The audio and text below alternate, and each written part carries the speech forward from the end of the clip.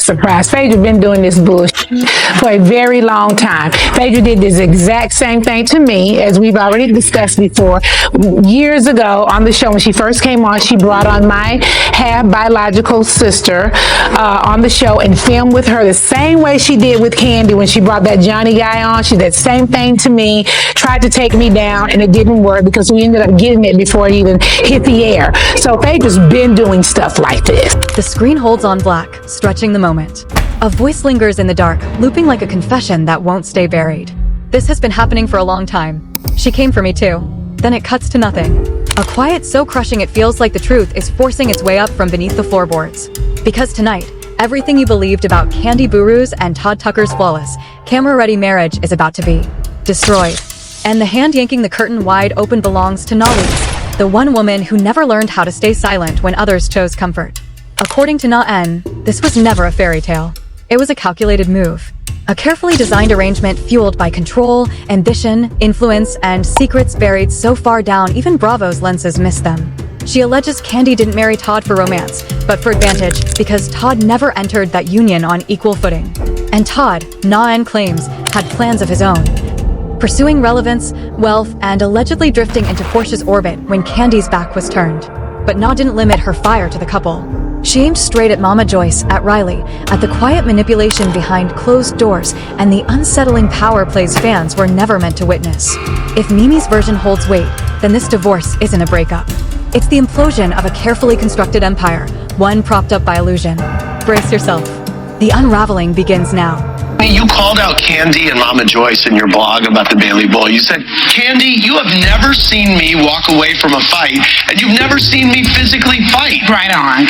My son was at this event, and as much as I would like to be Mama Joyce and take my shoe off and hit somebody or drag someone down the street, I would never stoop so low to the gutter with my son around. 100% correct.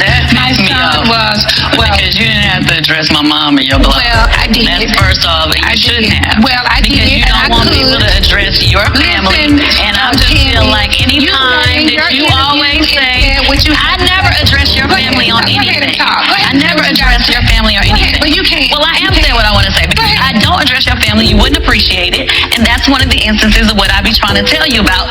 You do stuff that you don't like for people to do to you. Now, you can say whatever you want to me. I really don't care. The screen eases in with a slow, unsettling glow. The room goes quiet. Not peaceful, heavy. The kind of stillness that signals the truth has finally decided to stop hiding. Tonight, a revelation emerges that no one believed would ever leave the shadows. NeNe Leakes, the original force of Real Housewives of Atlanta, has dropped an explosive confession so bold, so long concealed, it has sent shockwaves through the entire Bravo world. According to NeNe, what audiences praised as a dazzling marriage was never real. It was theater, a calculated game disguised as romance, a union forged not from the soul, but from power, positioning, and self-preservation. Anne alleges that Kandi Burruss married Todd Tucker for a single purpose: control. Todd, outmatched financially and dependent on Kandi's celebrity influence, stepped into that marriage without balance or leverage. To NeNe, there was no fairy tale here. It was a tactical move. Kandi saw a man she could shape, steer, and command, someone who needed her far more than she ever needed him. And Todd, NeNe insists, wasn't innocent either. He ran his own calculated play. The affection he showed on camera was a costume. And, off-screen, his allegiance was tied not to love, but to comfort, access, and elevated status. But NeNe didn't draw the line there. She alleged that during Bravo's production, Kandi attempted to dominate not just her marriage, but the entire ensemble. Every storyline, every loyalty, every moment crafted to secure her position as the untouchable favorite, even if it meant quietly assigning others parts in a story that served her image. NeNe even claimed Kandi tried to subtly pull Portia Williams into her private strategy. Not directly, not recklessly, but with careful nudges designed to shift perception while keeping her own hands clean. According to NeNe, the marriage between Kandi and Todd wasn't rooted in love. It was constructed on illusion, a prenup designed to protect Kandi's empire, a framework that guaranteed her financial authority, and a husband who allegedly stayed because the perks outweighed the cost of honesty. NeNe went even further, claiming Todd carried on a secret relationship with Portia and that a child may have resulted from it. Whether fact or fiction, NeNe delivered the accusation like someone who had watched thunderclouds gather for years. While Kandi remained unaware, she redirected her focus toward Mama Joyce and Riley, exposing what she described as a far more disturbing family dynamic. Mama Joyce, according to NeNe, wasn't simply protective, she was corrosive. She allegedly undermined the marriage from the very beginning, labeling Todd an opportunist long before viewers formed opinions of their own. And Riley, molded by years of tension fueled by Kandi and Mama Joyce, reportedly never embraced Todd as a true parental figure. In NeNe's words, this wasn't a family. It was a brand, a system, a machine operated like a corporation, empty of real emotional roots. Then came the allegation that sent fans spiraling. The rumored threesome, the one Kandi once laughed about in an interview, wasn't harmless honesty, NeNe says. It was a glimpse into the power imbalance that defined their relationship.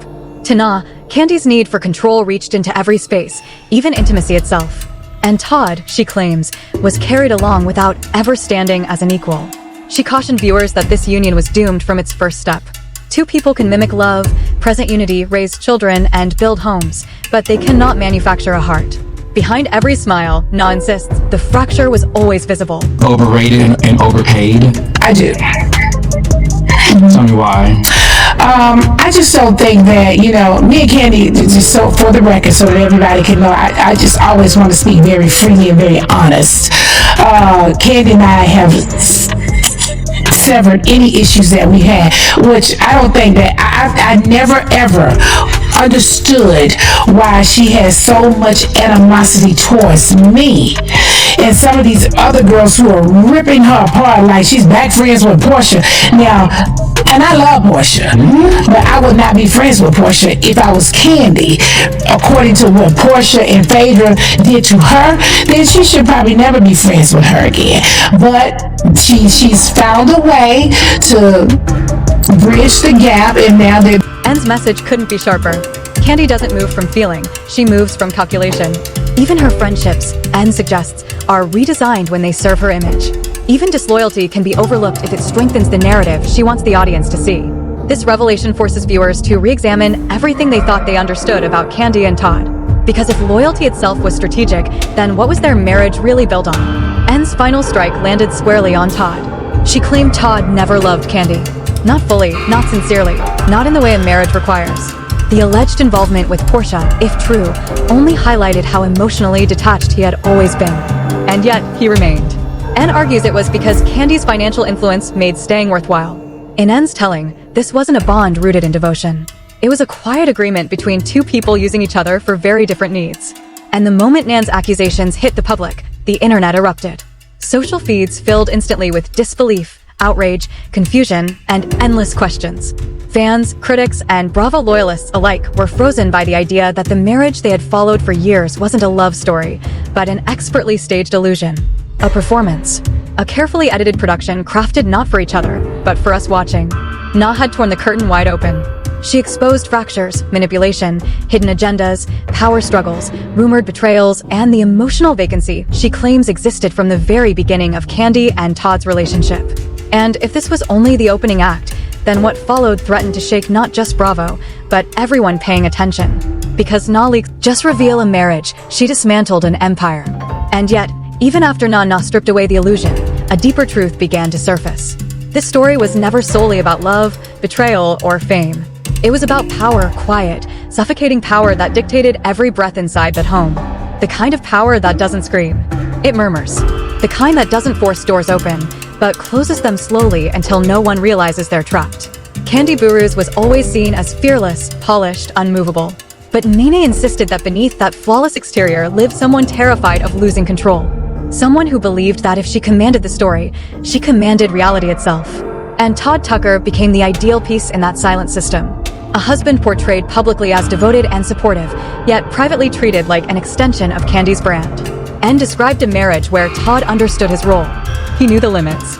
He knew how carefully those lines were drawn.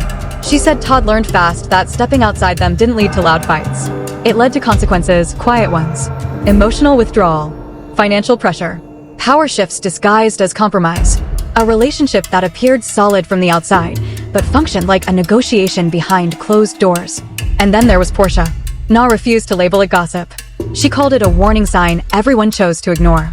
She claimed Todd and Portia's connection didn't come out of nowhere.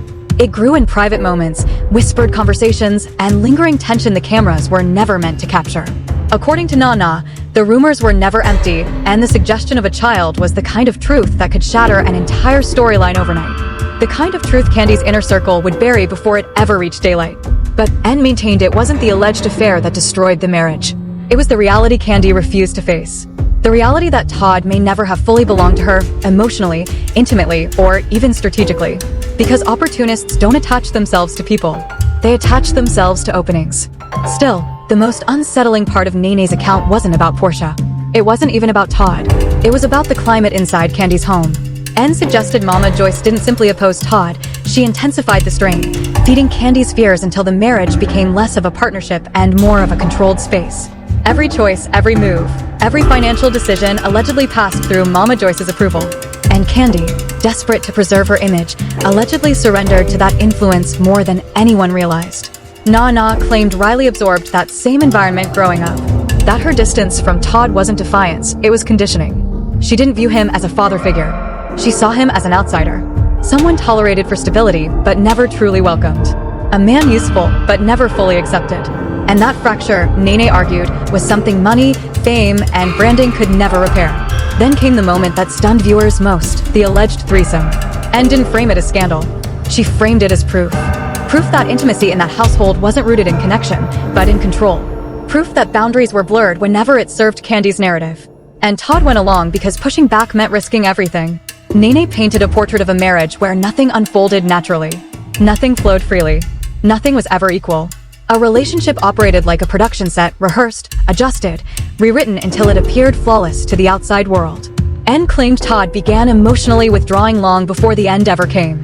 The cameras ever caught.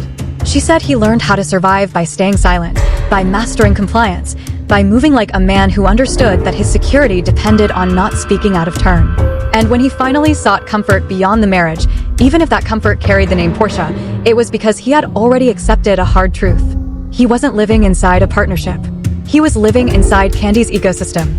But NeNe was careful not to paint Todd as helpless. She made one thing clear, Todd was no victim. He was complicit. She said he stayed because he saw the advantages, the power, the lifestyle, the access. He took what served him and offered just enough loyalty to keep the gates open. He wasn't controlled. He adjusted. He wasn't unaware. He was calculating. And when the opportunity with Portia appeared, he didn't pause. He stepped forward like someone who had been quietly waiting for a way out all along. Then NeNe dropped the statement that stopped the internet cold. She claimed Kandi wasn't devastated by betrayal. She was devastated by exposure. What hurt wasn't losing Todd. It was losing command, losing the narrative, losing the image she had spent years protecting. She said Kandi fought harder to protect public perception than she ever fought to save her marriage, and Todd knew it. NeNe insisted Kandi looked blindsided not because Todd crossed a line, but because the truth reached the public before she could control the story. A marriage-turned-brand was now unraveling live, and she wasn't ready. Yet the most chilling part of NeNe's revelation came in her warning. She said the audience had only ever seen half the picture.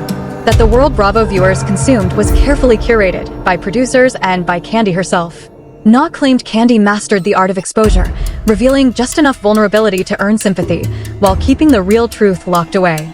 NeNe said the divorce didn't destroy Kandi, it revealed her. It revealed fractures she'd been sealing for years. It revealed a husband who never truly belonged. It revealed a family structure rooted in hierarchy, not affection. It revealed a woman who built her world on control, and watched it fracture the moment that control slipped. When NeNe finished speaking, fans weren't shocked because the claims felt outrageous. They were shaken because they felt familiar.